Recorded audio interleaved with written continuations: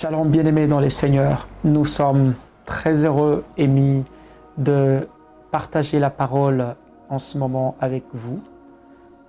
C'est pour nous un moment de joie, mais aussi une responsabilité pesante. Et nous disons merci au Seigneur pour nous permettre d'être reçus dans vos maisons, où que vous vous trouviez, afin de partager la pensée de Dieu en ce jour. Que Dieu vous bénisse pour le temps que vous nous accordez et que Dieu bénisse vos familles ainsi que vos entreprises. En ce jour, j'aimerais partager une pensée qui monte depuis ce matin, depuis les profondeurs de mon être sur la foi.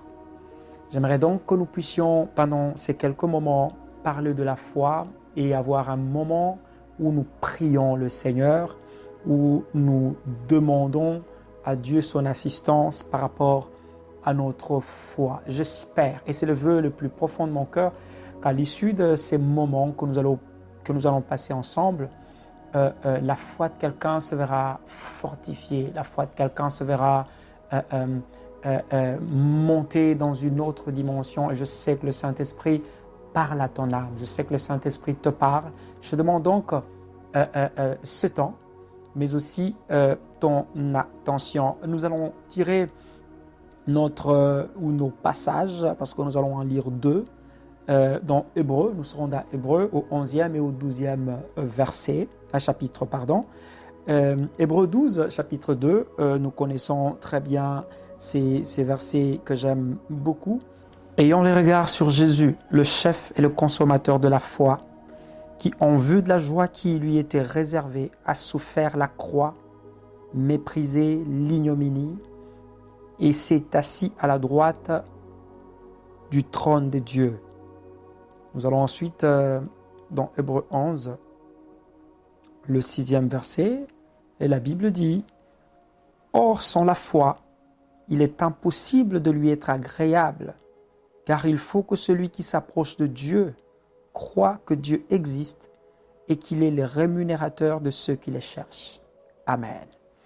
Ces deux passages de la Bible, comme tant d'autres, nous parlent de l'importance, du poids, de la priorité de la foi. Vous vous souviendrez que lorsque Jésus parle de la foi, il est tellement percutant, il est tellement profond, qu'il nous dit que lorsque nous aurions une foi aussi petite qu'une graine de sénévé, nous dirions à cette montagne, ôte-toi de là, et cela se ferait exactement de la sorte. Jésus voulait donc, par cela, nous montrer l'importance de la foi. J'aime Hébreux, lorsque au chapitre 11, nous l'avons lu, au 6e verset, la Bible dit aussi simplement que ça, sans la foi, il est impossible à qui que ce soit d'être agréable à Dieu. Pourtant, étant enfant de Dieu, l'objectif primaire, le désir le plus ardent de nos cœurs devrait être cela, faire plaisir à notre Dieu. La Bible le dit, la joie de l'Éternel est notre force. Chaque jour qu'un enfant de Dieu fait plaisir à Dieu, il devient un peu plus fort. Et cela n'est possible que par le moyen de la foi. Je prie donc que Dieu suscite des hommes et de femmes dans l'Église d'aujourd'hui, des hommes et de femmes pleins de foi, des hommes et de femmes qui vivent par la foi, car la Bible le dit encore, le juste vivra par la foi. Et l'ennemi le sait, malheureusement. Et l'ennemi, sachant que la foi est quelque chose de très important, et la chose, si je peux me permettre, qui nous autorise, qui nous donne la capacité de plaire, de toucher le cœur de Dieu, de faire plaisir à Dieu, le diable, le sachant, il ne nous laisse pas, malheureusement, exercer notre foi et la vivre pleinement. Voilà pourquoi j'aimerais que nous parlions de la chose par laquelle le diable passe assez souvent pour anéantir notre foi. Et cette chose n'est rien d'autre que la peur. Le tout premier ennemi de la foi, bien-aimé dans les Seigneurs, c'est la peur. Chaque jour dans le monde, le diable cultive la peur. Le diable travaille autour de cela.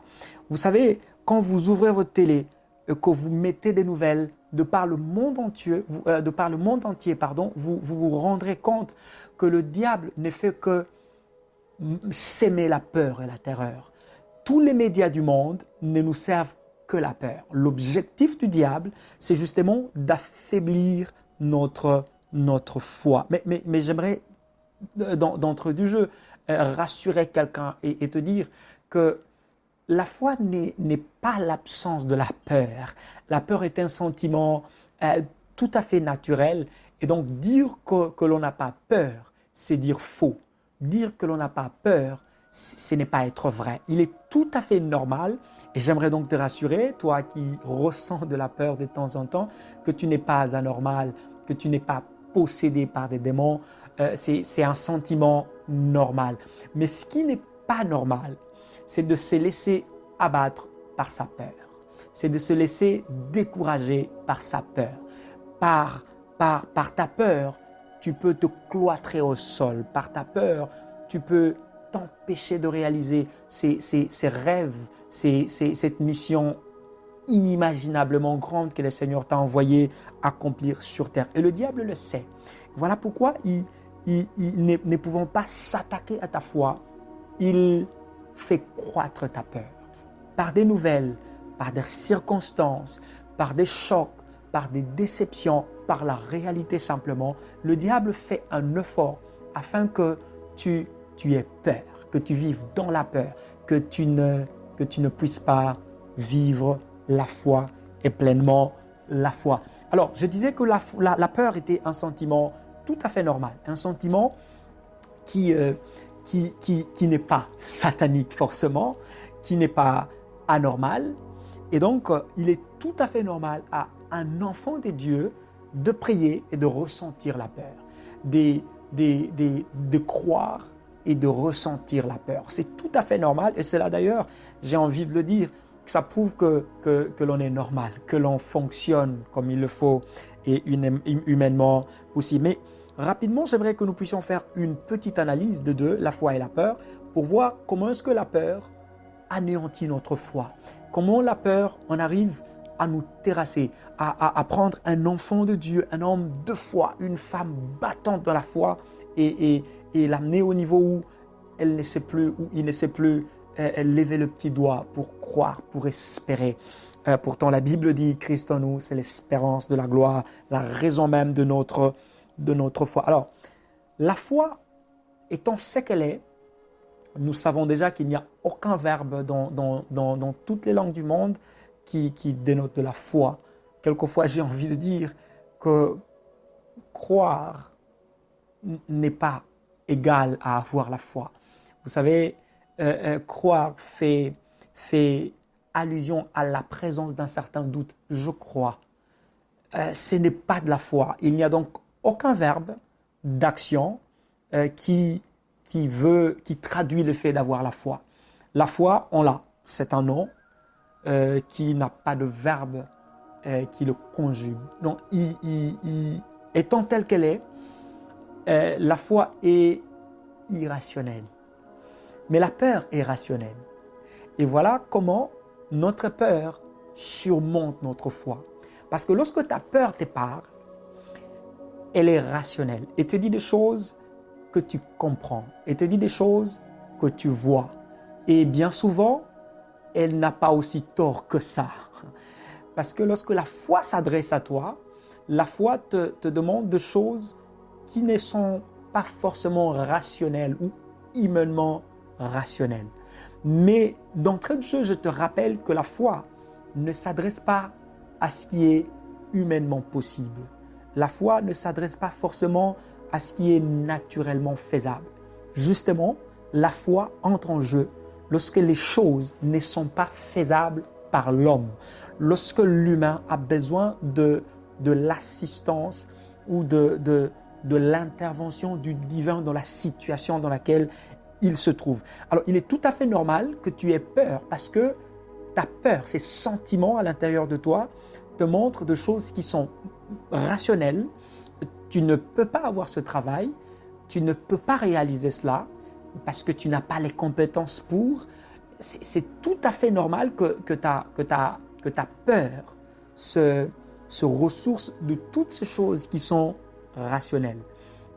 La peur, elle est logique. Et voilà pourquoi souvent, on se laisse terrasser, on se laisse abattre par la peur. Parce que lorsque la peur te parle, elle ne te dit pas de choses que tu ne comprends pas. Elle te dit clairement que 1 plus 1 égale 1. Un pauvre est un pauvre. Un riche est un riche. Et ta peur a peut-être raison. Parce qu'elle te dit des choses qui sont logiques. Elle te dit que tu ne peux pas être guéri d'une maladie alors qu'un médecin t'a dit que cela n'est pas possible. Elle te dit que tu ne t'en sortiras pas parce que les scientifiques ont prouvé que cela n'est pas possible. En fait, la peur puise d'une certaine base de données de choses logiques et rationnelles. Lorsque la foi te parle par contre, elle te demande de croire. Elle te demande de croire. Et bien souvent, nous ne savons pas comment nous attaquer à notre peur parce que nous attendons de Dieu des explications logiques. Nous attendons de la parole de Dieu qui est la source de notre foi, des explications rationnelles. Nous oublions très souvent que Dieu n'est pas rationnel, n'est pas humainement rationnel. Dieu n'est pas humainement logique. Dieu est souverain. Et la Bible dit, il est dans le ciel, il fait ce qu'il veut. Et il le fait quand il veut et comme il veut. La peur voit. La peur te montre ce qu'elle voit, ce que tu vis, ce que tu sais palper, ce que tu peux considérer, ce que tu peux toucher. Pourtant, la foi sait. Comme Job, je sais. Je ne sais pas comment, je ne sais pas quand, je n'ai aucune raison de te convaincre, mais je sais. Et bien souvent, ce que nous voyons, ce que nous avons, a tendance à primer sur ce que nous savons, sur ce que nous croyons dans notre foi. Et Dieu nous donne des promesses merveilleuses, mais par notre peur, nous choisissons de ne pas croire à ce que Dieu nous dit, de ne pas croire à ce que Dieu sait et nous dit de savoir, mais nous laissons abattre par ce que nous voyons. Parce que nous nous disons, c'est vrai, je n'y arriverai pas. À cause de ceci, à cause de cela, à cause de cela, je n'y arriverai pas. Et cela est bien souvent regrettable. La peur constate les faits. La peur te présente souvent des faits. Écoute, tu ne peux pas le faire en ce moment. Tu ne peux pas réaliser ce rêve aujourd'hui. Regarde la situation, le monde entier pleure. Il y a des morts par milliers. Tous les pays ferment leurs frontières. La maladie frappe à la porte de qui que ce soit. Ce n'est pas le bon moment pour espérer réaliser ton rêve. Ce n'est pas le bon moment pour investir dans ceci. Ce n'est pas le bon moment pour commencer une histoire. Ce n'est pas le bon moment pour planifier un mariage. Voilà, attends un peu que la situation change. Mais la foi, bien-aimée dans le Seigneur, écoute Dieu. Que dit Dieu? La foi n'a pas besoin d'analyser les circonstances qui environnent les choses, de regarder ou d'avoir un regard par rapport aux circonstances d'aujourd'hui. La foi se base simplement et purement sur ce que Dieu dit, sur ce que Dieu est capable de faire. Et bien souvent, nous nous laissons voir, nous nous laissons écouter et constater le fait, et cela nourrit notre paix, notre peur. Alors, bien-aimé dans le Seigneur, je prie, c'est vraiment le vœu de mon cœur, que par ce message, Dieu te permette de construire ta foi. Dieu te permette de vivre par la foi. Dieu te permette d'avancer comme un homme ou une femme de foi. La foi et la peur. La peur, pour la peur ou selon la peur, l'inexistant ne se vit pas. Ce qui n'existe pas ne peut se vivre. Ce qui n'existe pas ne peut s'expérimenter. De toutes les façons, ça n'existe pas. De toutes les façons, ce n'est pas une possibilité. De toutes les façons, il n'y a pas de remède possible. De toutes les façons, il n'y a pas de guérison à cette maladie. De toutes les façons, il y a beaucoup de raisons que la peur te donne, parce que pour la peur, ce qui n'existe pas ne peut pas se vivre. Mais pour la foi, l'invisible n'est pas inexistant. Pour la foi, tout ce que nous ne voyons pas n'est pas inexistant. Il y a de l'existence dans l'invisible. Pour la foi, l'inexistant n'est pas inexpérimentable. Ce n'est pas parce que la chose n'existe pas. Oui, j'aime ça. Je disais, pour la foi, ce que nous ne voyons pas existe. Et même si cela n'existe pas, la foi sait que même ce qui n'existe pas, il est possible de l'expérimenter. Parce que la Bible dit que Dieu appelle à l'existence ce qui n'existe pas. Alors lorsque la foi parle à un homme, la foi te dit, ce n'est pas parce que tu ne le vois pas que cela n'existe pas. Et même si cela n'existe pas, le Dieu qui l'a dit est capable de le faire exister même si cela n'existe pas. Mais c'est merveilleux de se rendre compte de ces choses parce que nous allons arrêter de nous limiter dans notre temps, dans notre confort, dans notre réalité, dans notre présent, dans notre existentiel. J'aime ça. C'est vrai que la peur nous fait voir, nous montre tout ce qui n'existe pas, tout ce qui n'est pas possible. Mais j'aimerais le redire encore. Tout ce qui ne se voit pas n'est pas tout ce qui n'existe pas. Et tout ce qui n'existe pas n'est pas tout ce qui n'est pas expérimentable. Même ce qui n'existe pas, Dieu est capable de l'appeler à l'existence parce que Dieu en est capable. Pour la peur, nul n'est tenu à l'impossible. J'aime ça. Les Français les disent bien, à l'impossible, nul n'est tenu. Mais pour la foi, l'impossible n'existe pas. La Bible nous le dit, bien-aimés dans le Seigneur. Rien n'est impossible à celui qui croit. Comme pour dire, la foi est tout ce dont on a besoin pour rendre possible tout ce qui est impossible. Arrêtez de vous barrer, arrêtez de vous empêcher de vivre la réalisation des promesses de Dieu à cause de la peur. Oui, ça semble être impossible, mais avec la foi, rien n'est impossible. Pour la peur, ou la peur se réfère aux capacités et aux possibilités disponibles à l'homme. Qu'est-ce que je peux faire? Qu'est-ce que je suis capable de faire? Qu'est-ce que je suis capable d'apporter? Qu'est-ce que je suis capable de m'offrir? Qu'est-ce que mon état financier? Qu'est-ce que ma situation actuelle? Qu'est-ce que mon pays? Qu'est-ce que tout ce que j'ai à ma possession est capable de m'apporter? Ça, c'est la peur. Et lorsque la peur te montre toutes ces choses que ton pays ne peut te donner, toutes ces choses que ton argent, ta situation financière ne peut te donner, toutes ces choses autour de toi que tu es incapable de t'offrir pour telle ou telle autre raison, la foi par contre, elle se réfère et elle puise sa force dans la toute-puissance de Dieu. La foi sait que Dieu est omnipuissant, il est omnipotent, il est capable de faire tout. Je ne crois pas parce que je suis fils de, je ne crois pas parce que je vis dans un pays développé ou pas, je ne crois pas parce que ma situation financière elle est stable ou pas. Je crois parce que le Dieu qui l'a promis est capable de tout faire. Il est capable de rendre riche celui qui est pauvre. Il est capable d'appauvrir celui qui est riche. Dieu est capable de tout. Et pendant que ta peur essaye de te terroriser par rapport aux possibilités et aux capacités à ta disponibilité, essaye de puiser ta force et la force de ta foi dans les capacités infinies de Dieu, dans la toute-puissance de Dieu. Et tu verras que ce sera facile de vaincre ta peur, de dire à ta peur, je sais que moi je n'ai rien, je sais que moi je ne peux pas, je sais que cette chose semble impossible, mais je sais aussi que cela ne dépend pas de ce que j'ai, cela ne dépend pas des possibilités en ma possession, cela dépend de la puissance de celui qui l'a dit. Et celui qui l'a dit, je sais qu'il est puissant. Ce qui est bien, ce qui est intéressant avec la peur, c'est qu'elle ne nie pas la toute-puissance de Dieu.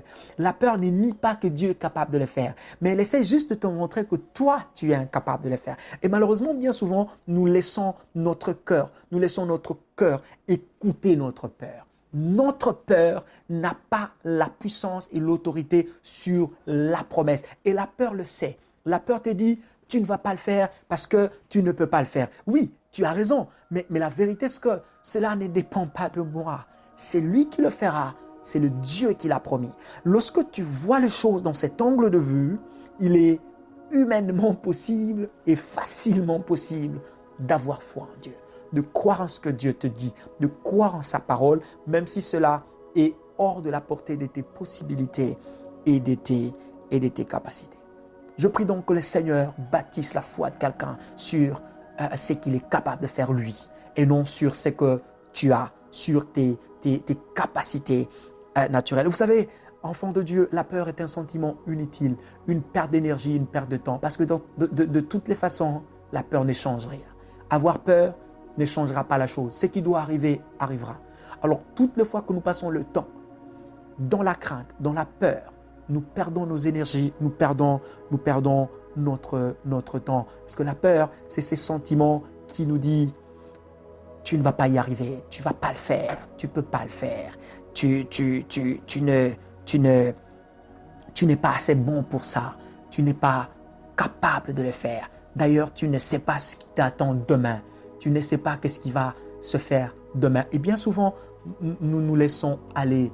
Nous disons, je ne vais pas commencer cette entreprise, je ne vais pas entreprendre, je ne vais pas me lancer dans ces projets de mariage, je ne veux pas faire ça ou ça, je ne veux pas commencer cette histoire, je ne veux même pas oser. J'aime cet homme qui dit, il y a bien pire dans la vie que de d'échouer, c'est de n'avoir pas essayé. Écoute, enfant de Dieu, j'aime bien cette illustration et j'aimerais la partager avec vous.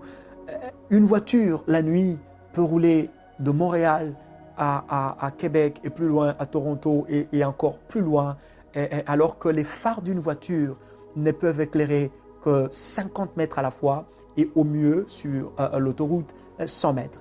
Le conducteur ne s'empêche pas de démarrer sa voiture et d'avancer parce qu'il ne sait pas ce qui l'attend à 200 mètres. Confiant, il se dit, j'avance parce que les 50 mètres devant moi sont éclairés. Plus loin, je verrai 50 autres mètres se dérouler devant moi.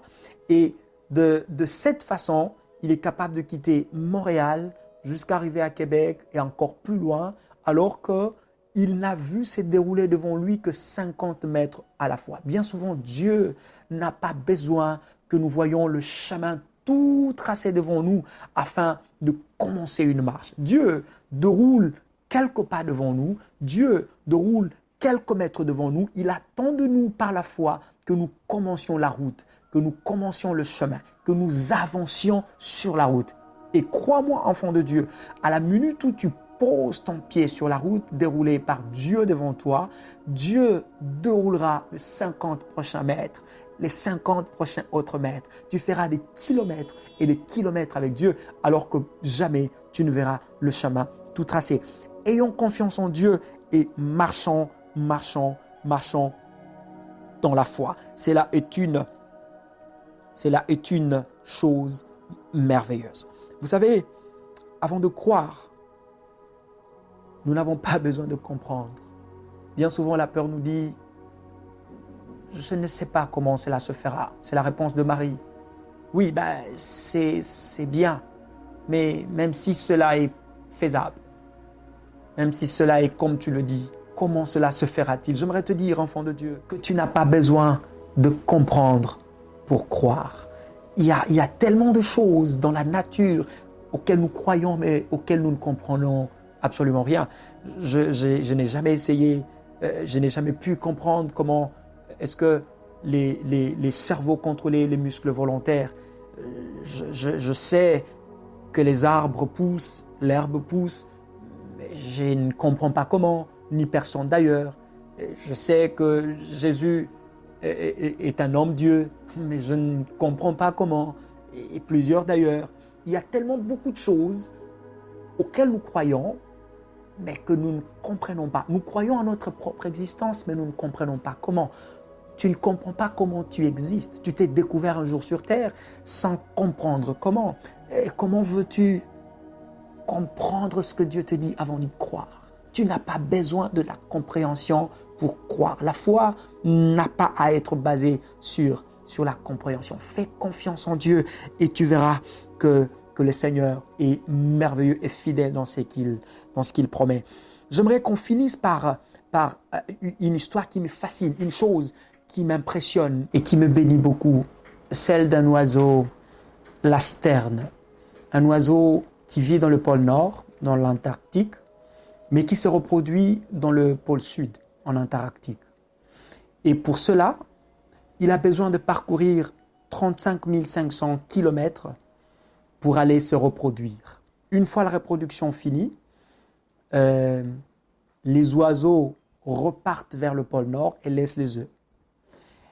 Et après que les œufs puissent se clore, ces petits oiseaux qui sont nés, ils grandissent et à un certain moment, pour la toute première fois de leur vie, ils se décident entre eux de commencer le voyage et de refaire ou de faire pour la première fois de leur existence ce voyage quittant le pôle Sud pour monter vers le pôle Nord et retrouver les autres oiseaux. 35 500 kilomètres sans coordonnées GPS, sans avoir fait ces voyages, sans connaître quels sont les risques du voyage, sans connaître par où ils partent. Ils sont dirigés, je ne sais par quoi.